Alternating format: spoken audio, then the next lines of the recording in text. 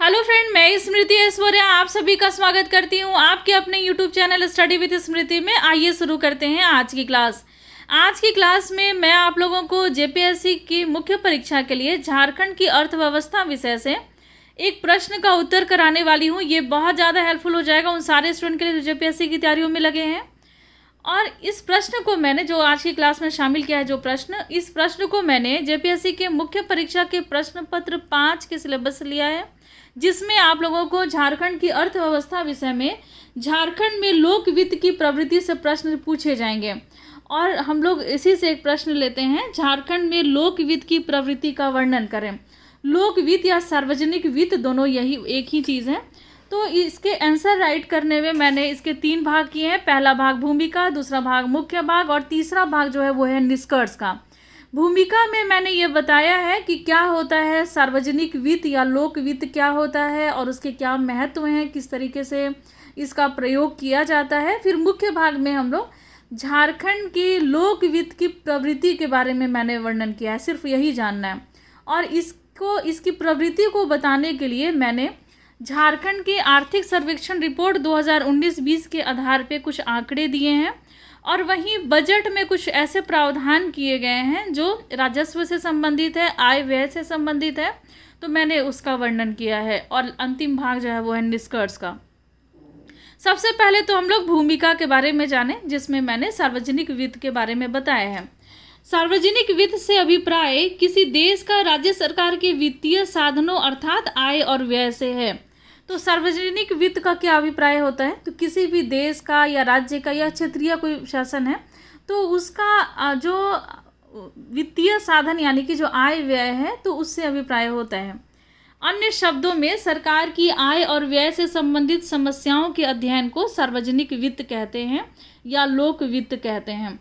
अन्य शब्दों में अगर बात की जाए तो सरकार का आय व्यय से संबंधित जो समस्या है उसके अध्ययन को सार्वजनिक वित्त या लोक वित्त कहा जाता है। और लोक वित्त का प्रयोग, अब हम लोग थोड़ा महत्व को जान ले कि कहाँ कहाँ इसका प्रयोग होता है, क्या महत्व है इसके।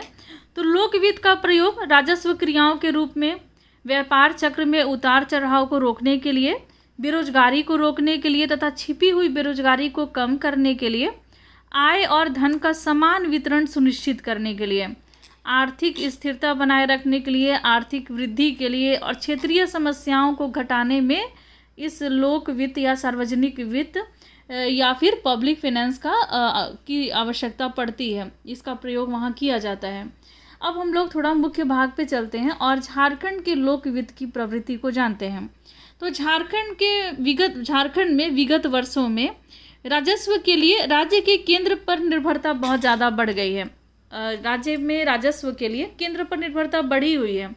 क्या रीज़न है केंद्र पर निर्भरता बढ़ने का, अब हम लोग वो देखेंगे। तो 14वें वित्त आयोग 2015-16 से 2019-20 के बीच में केंद्रीय करों में राज्य की हिस्सा बढ़ने के कारण ऐसा हुआ है। जो केंद्रीय कर हैं उसमें झारखंड राज्य की हिस्सेदारी बढ़ गई है और यही कारण है कि राजस्व के लिए राज्य की केंद्र पर निर्भरता भी बढ़ गई है। राज्य की कुल प्राप्ति और व्यय में एकरूपता रही है। पिछले कुछ वर्षों में देखा गया है कि राज्य की कुल प्राप्ति और व्यय में दोनों में एकरूपता रही है। प्राप्ति और व्यय मतलब आय और व्यय दोनों में एकरूपता रही है। तो योजना व्यय और गैर योजना व्यय के बीच में तुलनात्मक दृष्टिकोण से योजना व्यय में अपेक्षाकृत तेज गति से वृद्धि हुई है। तो योजना व्यय और गैर योजना व्यय, अगर इन दोनों में तुलना किया जाए तो तुलनात्मक दृष्टिकोण से देखा जाए तो जो योजना व्यय है उसमें अपेक्षाकृत तेज वृद्धि हुई है। किसकी अपेक्षा, तो गैर योजना व्यय के अपेक्षा। तो आप लोगों को ये जानना होगा कि क्या होता है योजना व्यय या गैर योजना व्यय। तो मैंने थोड़ा सा यहाँ डिटेल उसके बारे में लिखा है ताकि आपको समझने में थोड़ा आसानी हो जाए। योजना व्यय और गैर योजना व्यय क्या होता है ये, तो देखिए सरकारी बजट होता है ना, तो इसके 2 भाग होते हैं। एक तो होता है आय और दूसरा होता है व्यय। सरकारी बजट के 2 भाग, आय और व्यय। व्यय के भी 2 भाग होते हैं। तो चूंकि हम लोगों को योजना व्यय और गैर योजना व्यय पढ़ना है तो हम लोग व्यय के जो 2 भाग हैं उसको जानेंगे। एक तो होता है योजना व्यय और दूसरा होता है गैर योजना व्यय। योजना व्यय यानी कि प्लान्ड एक्सपेंडिचर और गैर योजना व्यय मतलब नॉन प्लान्ड एक्सपेंडिचर। तो अब हम लोग योजना व्यय के बारे में जानेंगे, यानी कि प्लान्ड एक्सपेंडिचर के बारे में, कि कहाँ कहाँ इस तरीके से व्यय किया जाता है।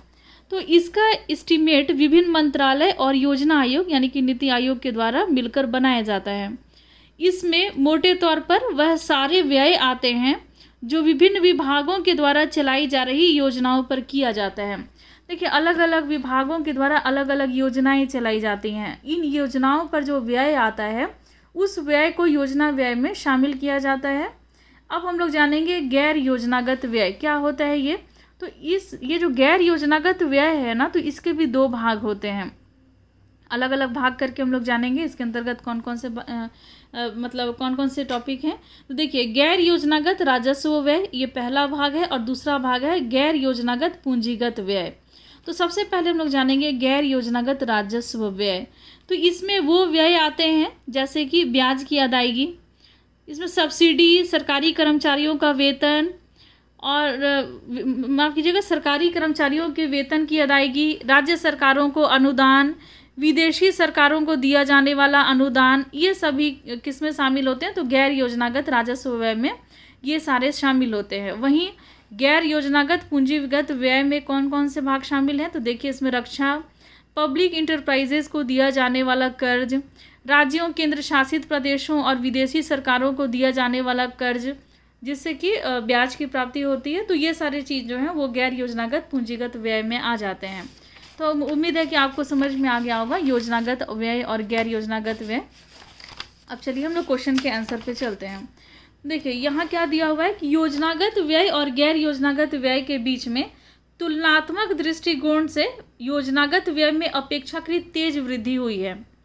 योजनागत व्यय में 26.5% औसत वार्षिक दर से वृद्धि हुई है। वहीं पर गैर योजनागत व्यय में यह वृद्धि मात्र 9.1% की वार्षिक दर से वृद्धि हुई है। अब देखिए, यहाँ ये झारखंड के आर्थिक सर्वेक्षण रिपोर्ट 2019-20 के आधार पर है। झारखंड के लोक वित्त से संबंधित है ये। योजना व्यय में 26.5% की वृद्धि हुई है, गैर योजनागत व्यय में 9.1% की वृद्धि हुई है। अब हम लोग जानेंगे कुछ प्राप्तियों के बारे में।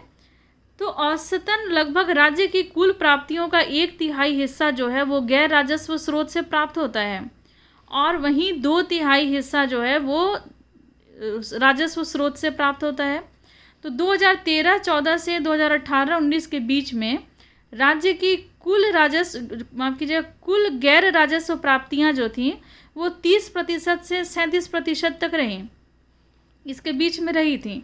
और वर्तमान में ये वित्तीय वर्ष में राज्य की कुल प्राप्तियों में गैर राजस्व प्राप्तियों का हिस्सा कितना प्रतिशत रहने का अनुमान है। तो 33% तक रहने का लक्ष्य रखा गया है। तो यहाँ मैंने बताया है, देखिए डायग्राम के माध्यम से, कि गैर राजस्व प्राप्ति तो 30 से 37% रहा कब, 2018-19 में।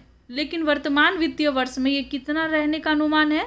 तो गैर राजस्व प्राप्तियाँ कितना रहने का अनुमान है। तो 33% रहने का ये अनुमान है। अब हम लोग जानेंगे विगत कुछ वर्षों में झारखंड राज्य का शुद्ध ऋण राज्य की ऋण सीमा के अंतर्गत ही रहा था। जो राज्य की जो ऋण सीमा है उसके अंतर्गत ही रहा पिछले कुछ वर्षों में। लेकिन यह वर्ष 2016-17 एवं 2017-18 में राज्य का ऋण निर्धारण जो है वो ऋण सीमा से अधिक रहा। लेकिन जो ऋण सीमा का जो निर्धारण किया जाता है उससे अधिक रहा कब, तो 2016-17 से लेकर के 2017-18 के बीच में। राज्य सकल घरेलू उत्पाद यानी कि GSDP, राज्य सकल घरेलू उत्पाद एवं ऋण का अनुपात वर्ष 2018-19 में बढ़ करके 27.2% हो गया है। बहुत ज़्यादा बढ़ गया है ऋण। प्रति व्यक्ति ऋण वर्ष 2014-15 में लगभग कितना था, लगभग 12,000 रुपये था प्रति व्यक्ति ऋण।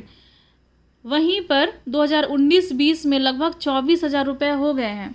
तो ये बहुत ज़्यादा इम्पॉर्टेंट डेटा है एग्ज़ाम, प्रीलिम्स के एग्ज़ाम के लिए भी और मेंस के एग्ज़ाम के लिए भी, क्योंकि मुख्य परीक्षा में भी ऑब्जेक्टिव क्वेश्चन पूछे जाने हैं और यहीं से ऑब्जेक्टिव पूछे जाएंगे। क्योंकि जितना भी टॉपिक दिया है वहीं से ऑब्जेक्टिव निकाल के पूछा जाएगा, और प्रारंभिक परीक्षा के लिए भी बहुत ज़्यादा ये हेल्पफुल हो जाएंगे।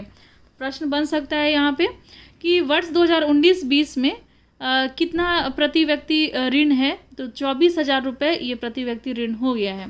वर्ष 2018-19 में ब्याज एवं राजस्व प्राप्ति का अनुपात 8.6% से कम था। इस प्रकार राज्य की ऋण और ब्याज की अदायगी का दायित्व काफ़ी बढ़ जाता है। राज्य की कुल प्राप्ति के अधिक हुए व्यय को राजस्व घाटे से वित्त पोषित किया जाता है।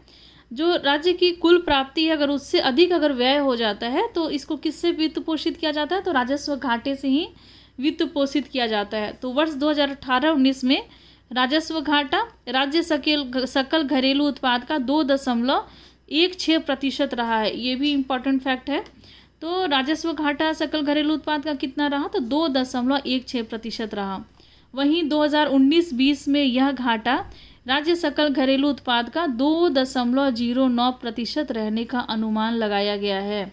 तो ये हो गया आर्थिक सर्वेक्षण रिपोर्ट के आधार पे कुछ सार्वजनिक वित्त से संबंधित महत्वपूर्ण प्रवृत्ति। अब हम लोग जानेंगे बजट के बारे में। देखिए, बजट जो है वो झारखंड बजट 2020-21 में आय व्यय एवं लोक वित्त से संबंधित किए गए कुछ प्रमुख प्रावधान। तो यहाँ मैंने थोड़ा डायग्राम के माध्यम से बताया है कि बजट जो है, बजट की कीमत कितनी है 2020-21 में? तो 86,370 करोड़। पूंजीगत व्यय में कितना करोड़ दिया जा रहा है? तो 13,054.06 करोड़। वहीं पर राजस्व व्यय में कितना व्यय किया जाएगा? तो 73,315.94 करोड़। वहीं विकास दर का क्या लक्ष्य निर्धारण किया गया है? तो 8% निर्धारित किया गया है। अब थोड़ा हम लोग डिटेल में यहाँ जानते हैं।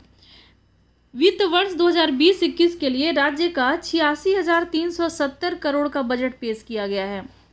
वहीं पर 13,054.06 करोड़ पूंजीगत व्यय और राजस्व व्यय कितना रहा? तो कितना होना है? तो 73,315.94 करोड़ का बजट पेश किया गया है। नए वित्त वर्ष में 8% विकास दर प्राप्त करने का लक्ष्य रखा गया है। कितना लक्ष्य रखा गया है? 8% विकास दर मतलब प्राप्त करने का लक्ष्य रखा गया है। राज्य के कर राजस्व से 21,669.50 करोड़, गैर कर राजस्व से 11,820.34 करोड़, केंद्रीय सहायता से 15,839 करोड़, केंद्रीय करों में राज्यों की हिस्सेदारी के रूप में 25,979.91 करोड़, लोक ऋण से 11,000 करोड़ और उधार और अग्रिम कर वसूली से 61.25 करोड़ रुपए प्राप्त होंगे। ये प्राप्तियां हैं। ये अनुमान लगाया गया है कि इससे ये इतने सारे रकम जो है रुपए जो है वो प्राप्त होंगे। बजट का ये प्रावधान है। सामान्य क्षेत्र में 25,047.43 करोड़, सामाजिक क्षेत्र में 32,167.58 करोड़ और आर्थिक प्रक्षेत्र में 25,254.99 करोड़ खर्च किए जाएंगे। कितना व्यय किन किन मद में किया जाएगा? सामाजिक क्षेत्र में कितना होगा, सामान्य क्षेत्र में कितना होगा, आर्थिक क्षेत्र में कितने खर्च किए जाएंगे, ये यहाँ दिया हुआ है। तो ये तो हो गया सार्वजनिक झारखंड के लोक वित्त का कुछ प्रवृत्ति। अब हम लोग निष्कर्ष पे चलते हैं। निष्कर्ष में है, वर्तमान समय में झारखंड राज्य में लोक वित्त की भूमिका एवं महत्व बढ़ता जा रहा है। ज्यों-ज्यों सरकार के कार्य क्षेत्र बढ़ रहे हैं, राजस्व और लोक वित्त का महत्व आवश्यकता जो है वो बढ़ती ही जा रही है।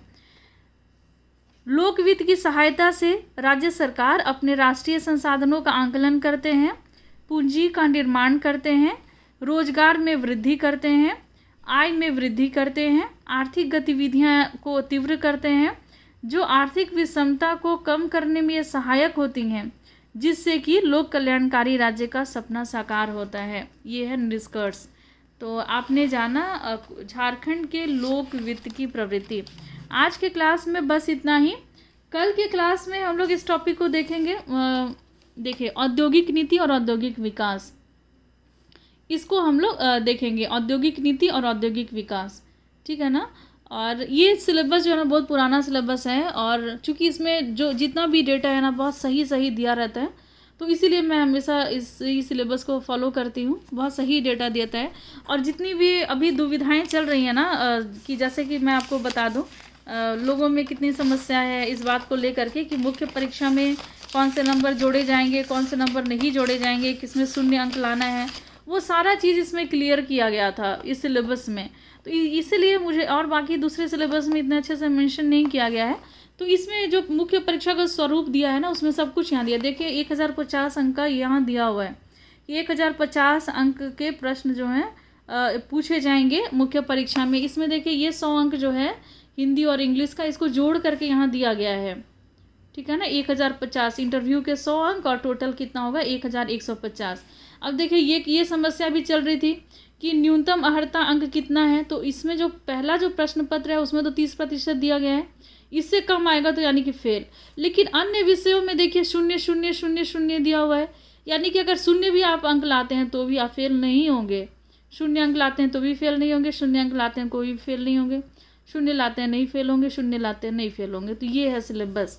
तो चूँकि इसी पे सब बहुत सारे मामले उलझे हुए हैं, लेकिन मुझे ये सिलेबस इतना क्लियर करके सब कुछ समझाया है ना, तो मुझे पढ़ाने और पढ़ने में आसानी होती है। तो नेक्स्ट जो टॉपिक, जैसे मैंने आपको बताया कि औद्योगिक विकास और ये औद्योगिक नीति हम लोग जानेंगे, और ये जेपीएससी के प्रारंभिक परीक्षा और मुख्य परीक्षा दोनों के लिए ही बहुत ज़्यादा हेल्पफुल हो जाएगा, औद्योगिक नीति और औद्योगिक विकास। और ये देखिए इसके आंकड़े मुझे जल्दी मिल नहीं रहे हैं। 10वीं और 11वीं जो योजना है उसकी रणनीति और उपलब्धियाँ, जैसे ही इसके मुझे आंकड़े मिल जाते हैं तो इसके भी क्लास मैं जल्द से जल्द ले लूँगी। ये सारे के क्लासेज हो चुके हैं, बाकी के ये 2 बचे हुए हैं, बहुत ज़्यादा बड़ा नहीं है।